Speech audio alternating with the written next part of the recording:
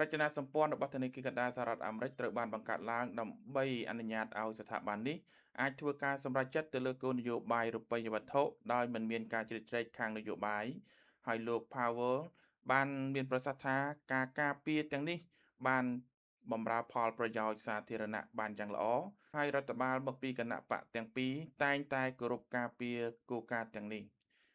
លោកបានបន្តថាប្រសិនបើរដ្ឋបាលណាមួយរកវិធីសាស្ត្រដើម្បីដកមន្ត្រីធនាគារកណ្ដាលសហរដ្ឋអាមេរិកចេញពីតំណែងដោយសារតែភាពខុសគ្នាខាងនយោបាយនោះរដ្ឋបាលនាពេលអនាគតក៏នឹងត្រូវធ្វើដូចគ្នានោះដែរសាធារណជននឹងបាត់បង់ជំនឿថាធនាគារកណ្ដាលនឹងធ្វើការសម្រេចចិត្តដោយផ្អែកទៅលើអ្វីដែលល្អបំផុតសម្រាប់ជនជាតិអាមេរិកាំងទាំងអស់